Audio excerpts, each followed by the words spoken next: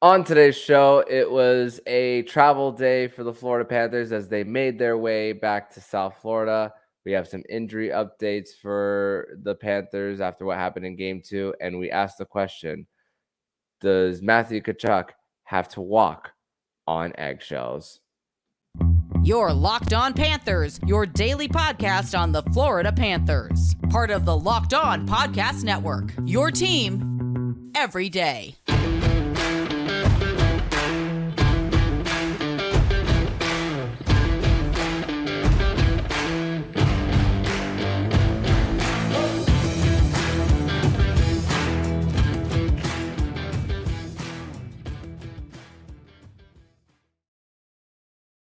And welcome into this Wednesday, June 7th edition of the Locked On Florida Panthers podcast, part of the Locked On Podcast Network, where it's your team every day. Thank you for making the Locked On Florida Panthers podcast your first listen of the day. I'm Armando Velez, and you can follow me on Twitter at MondoMan12. Follow the show account on Twitter and Instagram at LO_FLA Panthers. And shout out to the everydayers who come back to the Locked On Florida Panthers podcast to get your daily Florida Panthers fix. And today's episode is brought to you by Bird Dogs.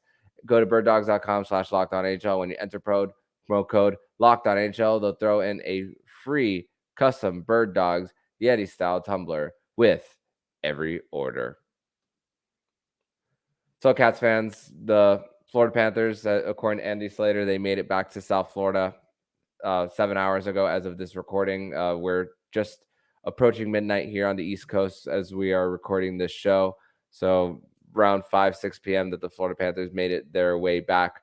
But the Florida Panthers did have some media availability as far as in between games via Zoom with Paul Maurice speaking to the media. But before we go into the injury updates based on the Florida Panthers after everything that happened in game 2, I want to introduce my guest here on the show, and very excited for this edition of the Locked On Florida Panthers podcast because Jacob Winans is back. It's a Winans Wednesday, and of course, with everything that's happened in between games 1 and 2, want to know if you follow Jacob on Twitter, you know some of the things that he says, whether it's comical or not, whether it's old takes exposed, sometimes here and there. It's also great to get Jacob on the podcast to get his real opinions on where the Florida Panthers stand after 2 games. So Jacob, welcome back, and I want to go right into it. Let's get your thoughts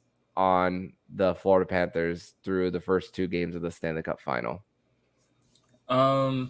So if we're gonna talk completely honestly about the first 2 games, I think it's been an absolute disaster through 2 games, and I don't think anyone would really disagree with that. But we are just talking about 2 games, not 4 games, and that's how many you need to either win or be eliminated. So Vegas is only halfway to the finish line, and the Panthers do have a chance to come back and make some changes and get back in this series. We've seen them do it before. I would argue Boston was a tougher team on paper, at least, than Vegas is, and the Panthers were able to come back from the brink of death against Boston and win that series. So, while it doesn't look great, and I think Money Puck has our odds at somewhere around 11.5% to win this series. It's not ideal, but it's never over until it's over. I'm kind of the poster person for angry tweeting, or when we do something great, for being overly excited about it and tweeting that way. But not a lot of positives to look at the first 2 games, but it's only 2 games, still a long series. And as our good friend Frank Rikas says, you're never in trouble till you lose at home. It hasn't happened yet. And the Panthers just have to find a way to protect home ice, win 1 game at home, then win another game at home, and it's a brand new series from there. So far from over. And if you want some positive to look at, I'm looking at Brandon Montour and his newfound dad strength to lead us back into the series. Did not want to start the show off without huge congratulations to Brandon Montour and the Montour family on the birth of a child right in the middle of the Stanley Cup run. could not happen at a better time. That's more important than anything happening on the ice. So congrats to Brandon Montour and his family. Yeah, major congratulations to Money Montour for bringing a newborn child on the night.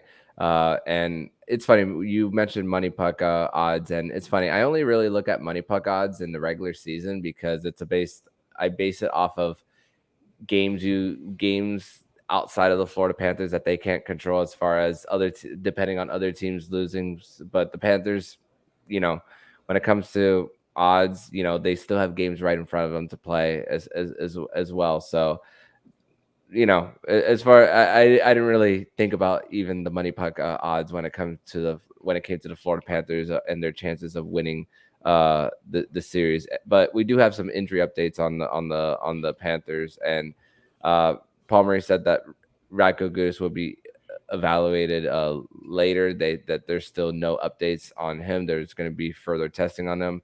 And Eetu Luostarinen skating, but still not ready to play in a hockey game as well. Paul Murray spoke about how the mood is strong for the Panthers as well, but we knew that Eetu Luostarinen was a big loss for the Florida Panthers, especially because he could play on the penalty kill. He could play. He's been well with Anton Lundell there, but now you're without your best physical defenseman in your lineup here, and that hit on Barbashev didn't look good. I mean, now that we had a whole day to process everything, looking back at everything, I'm looking at that hit by Barbashev, and I'm like, that's shoulder to head there for that hit. And of course, we discussed more of how the officiating wasn't really on the Panthers' side and everything from even the first two games, and it's just really frustrating when you think of the situation that the Panthers, they were mostly healthy going into the Stanley Cup final, and now it's starting to catch up with them, and as far as the health factor.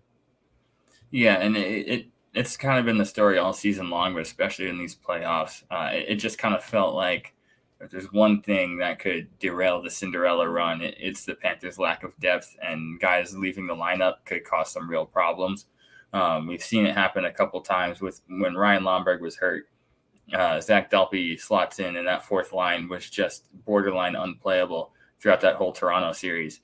The Panthers were able to overcome that with really good defensive play, shutting down the Toronto Maple Leafs superstars. But it just goes to show you, one injury has major implications in a lineup like the roster the Panthers have. They just don't have the depth. They don't have the NHL ready healthy scratches that you can just throw in to fill in those depth roles and not miss anything. I thought the idea to go 11-7 yesterday was pretty smart, in my opinion, because when you go 11-7, 11 forwards, you're using one of your top 6 forwards to take that extra shift on the fourth line each time, and you get a fourth line that's a little bit more consistent. You have at least one scoring threat on that line. It boosts everybody, and I thought that was a good idea given that Etsy's unable to play right now. But that whole strategy gets blown up immediately when Radko Gudas gets hurt, because now you're just at 11-6. The extra defenseman is now non-existent, and it really kind of demolished the whole plan. If Etsy's not able to go, I wouldn't necessarily be shocked to see the Panthers go 11-7 and play Fitzgerald and Carlson. That would not necessarily surprise me, even though that's not exactly what I would do if I were in the position of head coach. But it's really not going to matter. I mean, at this stage of the season, whoever's in the lineup, you have to produce. You have to do your job.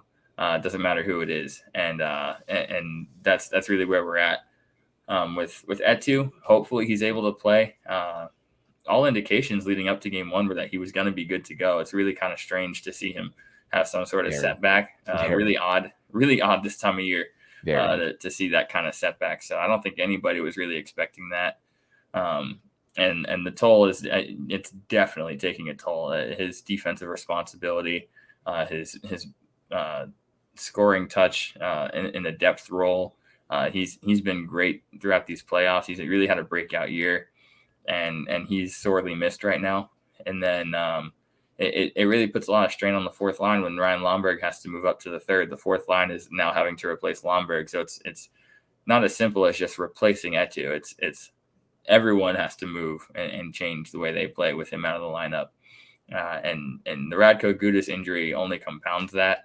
On defense, he's our most physical player by far. In a very physical series against a very physical team, you really can't afford to miss him.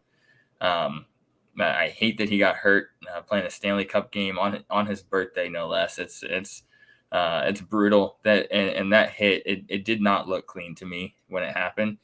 Doesn't look any cleaner the day after. Yeah. And I did have a conversation about this hit on Twitter today with Dave Jackson, a guy who's been super, super responsive, and I really genuinely appreciate the dialogue that he offers on Twitter and even private messaging. He's really great at explaining calls. For those who aren't familiar, he's the ESPN NHL rules analyst. I asked him about the Radko Gudas hit, and he said he thought it was clean because the original contact was driven through the chest with Radko Gudas leaning into the hit because he came in a crouch position. But he did acknowledge that there was major contact to the head, and that's, of course, what caused the injury. He just felt like it's not something that in real time can be called a penalty, and I respect that answer. It's bang bang. So yeah, it is. I really have no issue with the ref on the ice not calling it. What I take issue with is Department of Player Safety not even looking at it the day after because it's major contact to the head, and you have to take those seriously. But yeah, we could talk about officiating all day.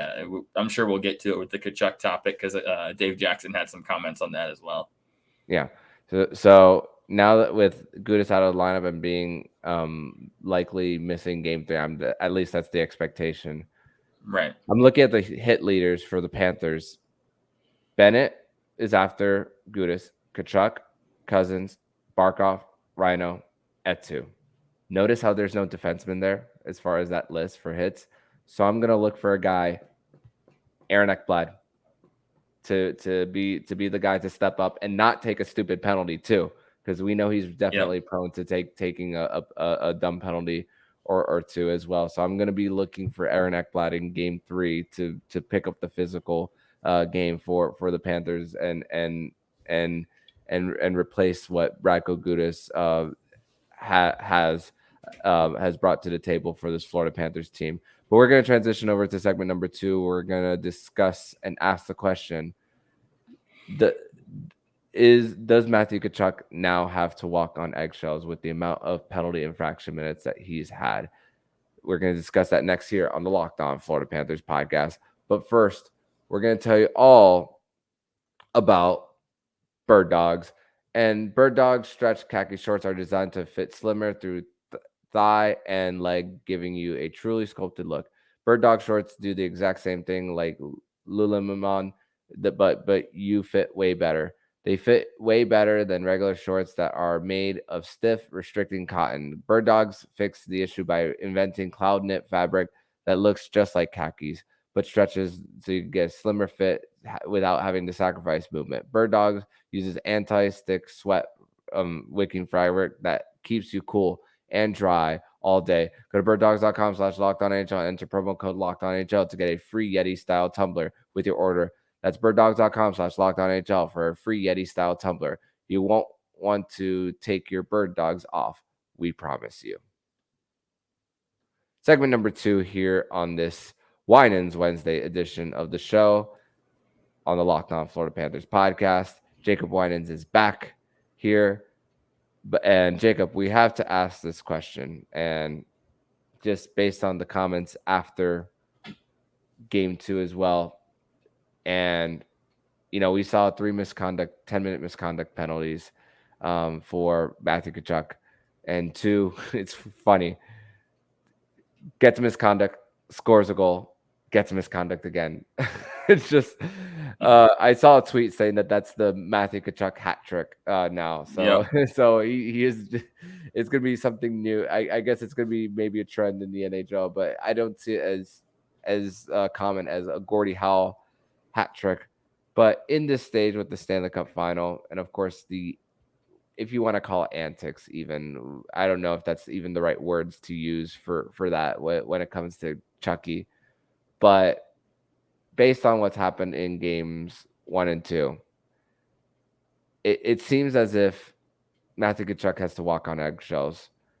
Do you feel that same way for Matthew Tkachuk going into game 3 and beyond? I think it's been unfair against Chucky, and maybe to avoid the penalties, he needs to walk on eggshells. But I personally don't want him to. If you're asking Tkachuk to find a way to walk on eggshells and toe that line, he's not Matthew Tkachuk, and he's not playing the way Matthew Tkachuk is supposed to play. And if he's not, if Matthew Tkachuk is not Matthew Tkachuk, we don't have a chance of winning this series anyway. They're not even here in the first place. Exactly. The Panthers don't get this far if he's not playing right on that edge, and that's how he plays the game, and that's really the identity the Panthers are taking on throughout this playoff run. So no, I don't think. To keep him on the ice and out of the box, maybe the expectation is that he should walk on eggshells. Personally, I don't even think you entertain that. If you're Matthew Tkachuk, you come out and you play the same way every game, and eventually.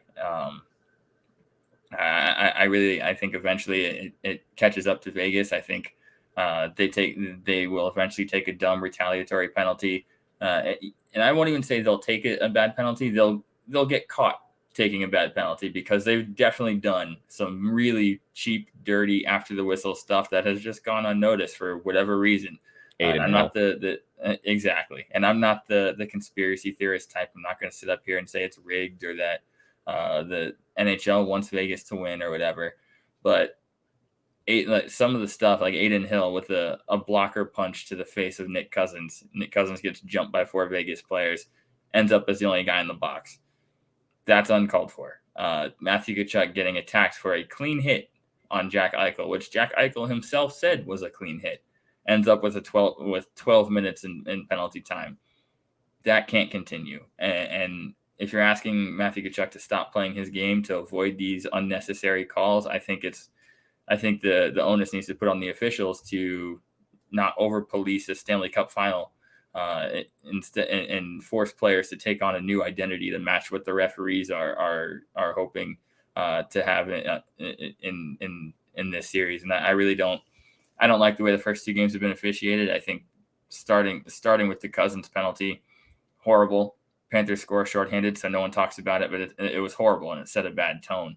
I think the Mark Stone high stick was clearly a high stick, and I think they didn't take nearly long enough to review that. I thought that was horrible. This past game, Adin Hill gets away with a slash, and only after Tkachuk gets cross-checked into his net, and Adin Hill won't let him out, then slashes Tkachuk in the ribs with his stick. Adin Hill later in the game takes his stick and uses it as a weapon to slash at the back of Ryan Lomberg's knee, take his knee out from under him, and that goes uncalled. Like, some of these, eventually, a ref is going to have to see it, and it's going to have to be called. The storyline has been Florida's undisciplined, Vegas is staying out of it, and that's not what's happening. What's happening is both teams have been undisciplined. Florida's penalized for it, and Vegas is not. And eventually that evens up. I don't think it continues that way. I don't think it's rigged. I don't think it's for money or whatever people like to say when the officials are making bad calls or one-sided calls, but I do think eventually all things even out, and Vegas is going to start to be penalized for some of these cheap things. And when that happens, I fully expect Matthew Tkachuk to be right in the middle of it, agitating someone, goading someone into doing it. And to do that, you can't ask him to walk on eggshells and play a different game. And when it comes to the misconducts, Tkachuk said he probably deserved the second one.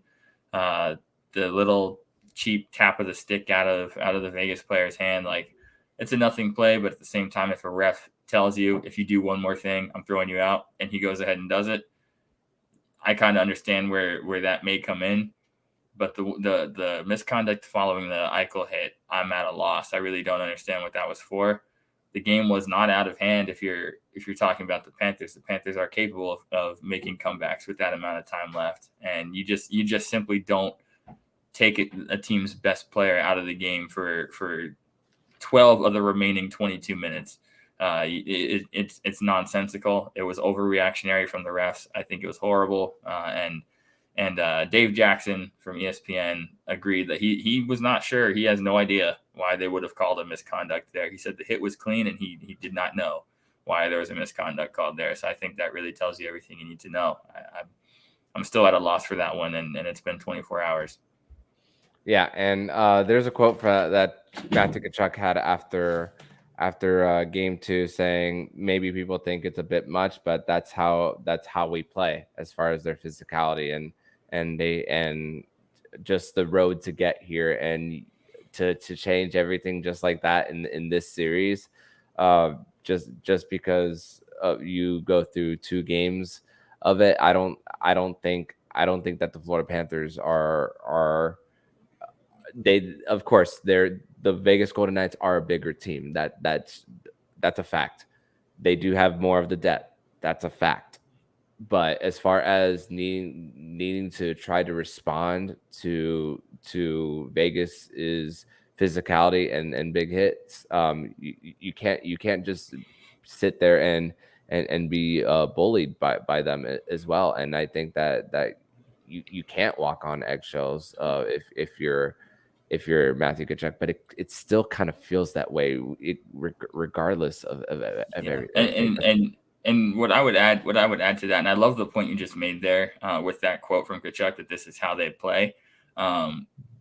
If you look back at it, one, I think if the games were a little bit closer in score, I think the refs would be a little bit more lenient with the extracurriculars.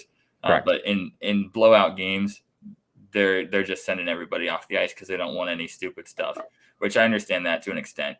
But I would also add that to your point that you just made, that this is how the Panthers play.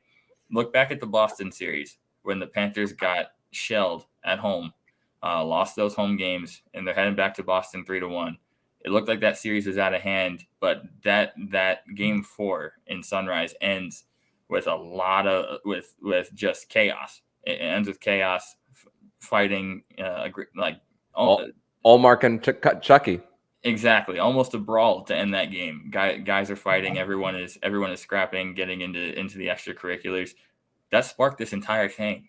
I feel like the Panthers really found their playoff identity in that game. It looked like the series was lost, but just that little spark at the end of the game, Allmark and Tkachuk get into it, and it sparks the entire team. Both teams are at that point up in arms, and that's really what propelled the Panthers onto this run. So to ask them to change that now, I think would be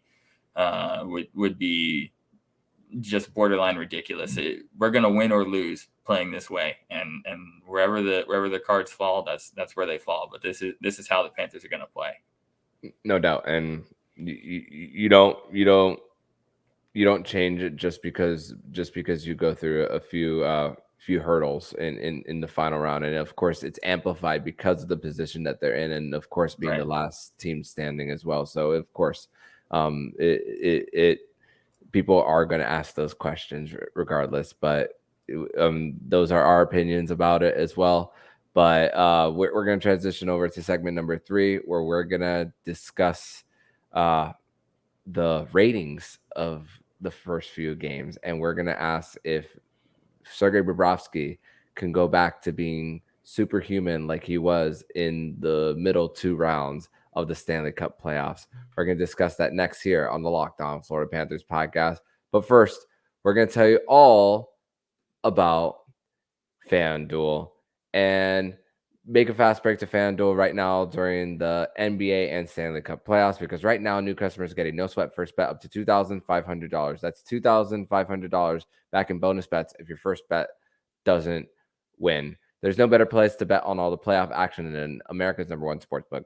Visit FanDuel.com/lockedon to get a no sweat first bet up to $2,500. That's FanDuel.com/lockedon. FanDuel, the official sports betting partner of the Locked On Podcast Network.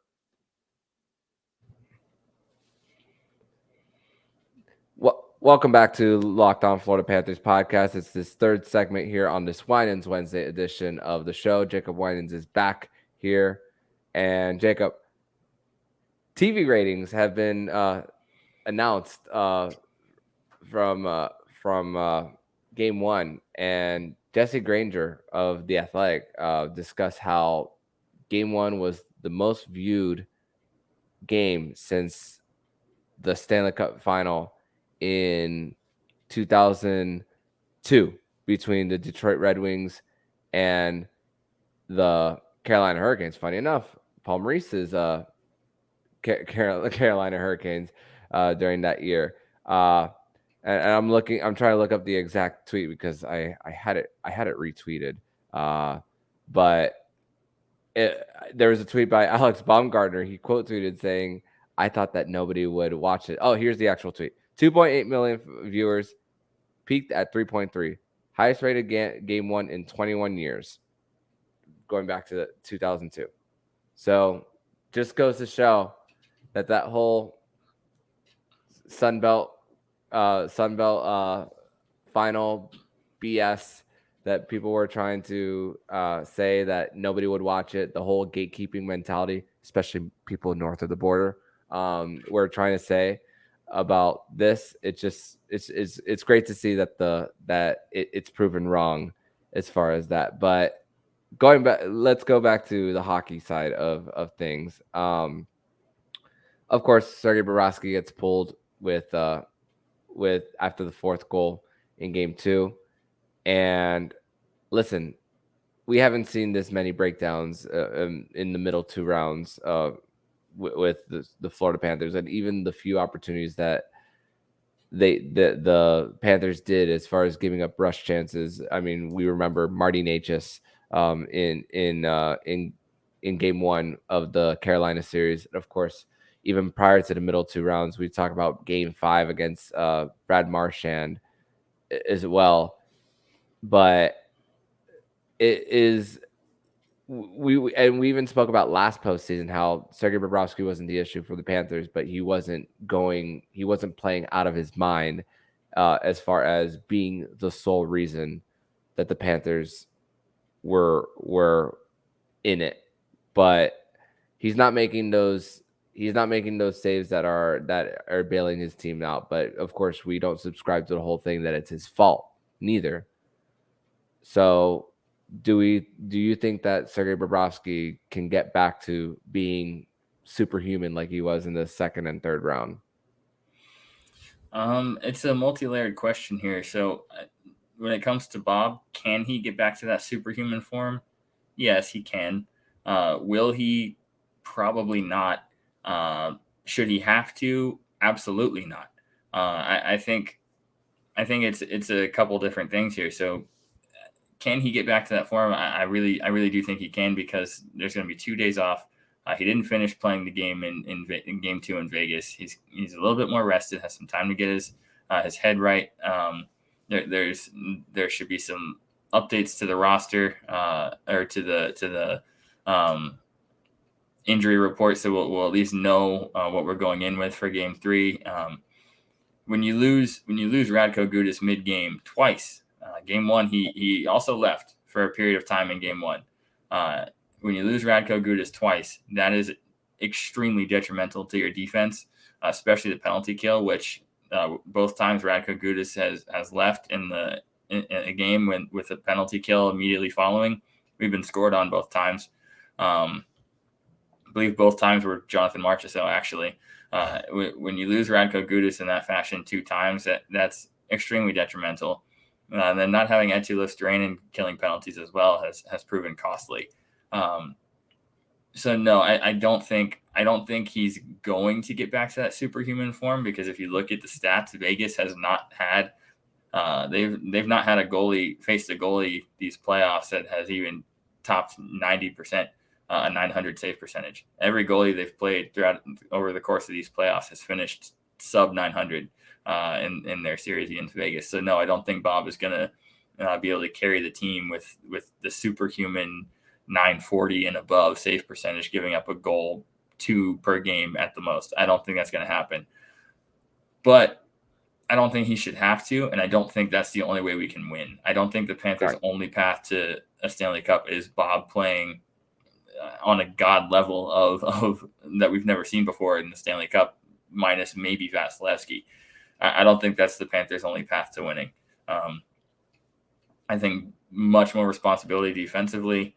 The breakdowns, Bob's really had no chance on a lot of these, and even Alex Lyon had no chance on a couple that he faced. It's more defense than Bob, and I think Bob is in a place right now in his game where he's going to give you the saves that he needs to give you. We haven't really seen a whole lot of the bad Bob goals, even in this series. We haven't really seen that. He hasn't really had much of a chance on the majority of these.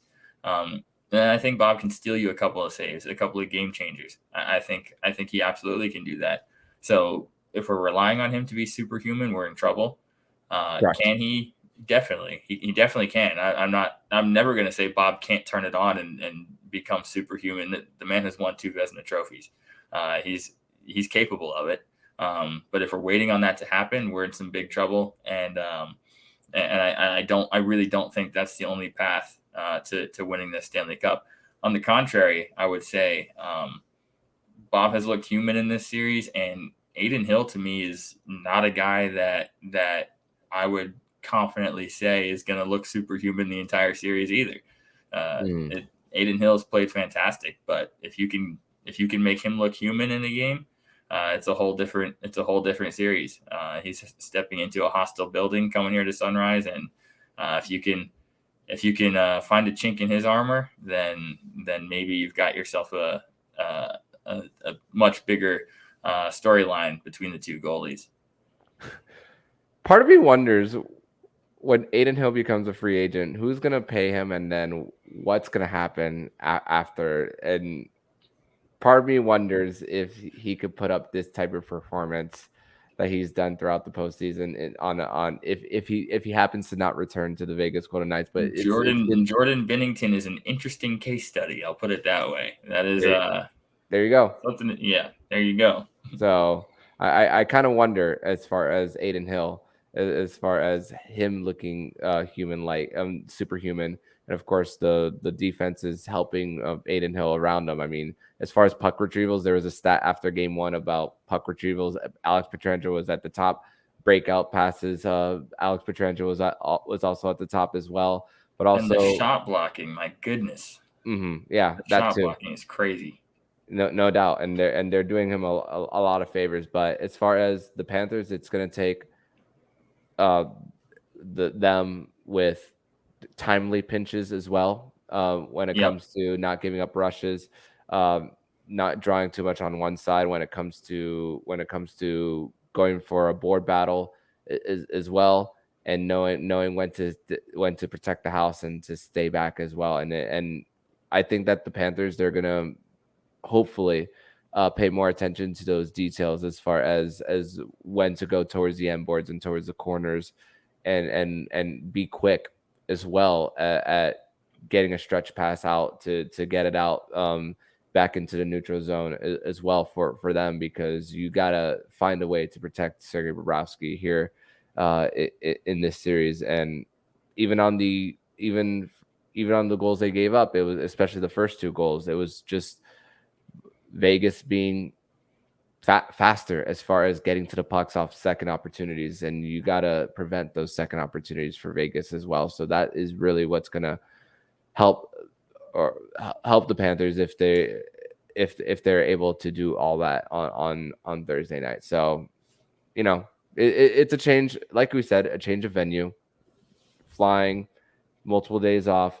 This series could easily change once Thursday night comes around. So not everything is all lost as far as the series at this moment in time. But Jacob, I want to thank you so much for joining me on this Winans Wednesday edition of the Locked On Florida Panthers podcast. Thank you, as always, my friend, for your insight, whether they are some crazy takes on Twitter and then coming on here and doing them yourself, or expressing a whole bunch of positivity as well when things are going right for the Panthers. So through the highs and lows, I want to thank you so much for you bringing in your insight on everything in regards to the Florida Panthers. So tell everybody where they can follow you online. Absolutely. Thanks for having me. You can follow me on Twitter at Jacob Winans 8. Win or lose, I will definitely be there. And as much as I'd like to not care this much, I can't help it. So I will be there, win or lose. And just to Panthers fans, may not look great. I personally am not the most confident right now, but it wouldn't even be the craziest thing the Panthers have done in this playoff. So long way to go, and enjoy the Stanley Cup games at home, because this opportunity doesn't come around often. No doubt. Thank you so much, Jacob, and I hope to see you next week for a Game 5 recap, as a possible Game 5 would be next Tuesday night. So hope to see you then, my friend. Yes, sir. It'll be a 3-2 Panthers lead. Book it. And if you like what you're hearing, please subscribe to the podcast to be notified every single time the Locked On Florida Panthers podcast jumps into your podcast feed. Don't forget to also subscribe to the other shows on the Locked On NHL network, including Locked On NHL, Locked On Fantasy Hockey with Flip Livingstone and Sir Roden, and Locked On NHL Prospects. Thank you for making the Locked On Florida Panthers podcast your first listen of the day. And on tomorrow's edition of the Locked On Florida Panthers podcast, we are going to be previewing Game 3 between the Florida Panthers and the Vegas Golden Knights. So I'm Armando Velez with Jacob Winans, and you've been listening to the Locked On Florida Panthers podcast, part of the Locked On Podcast Network, where it's your team every day.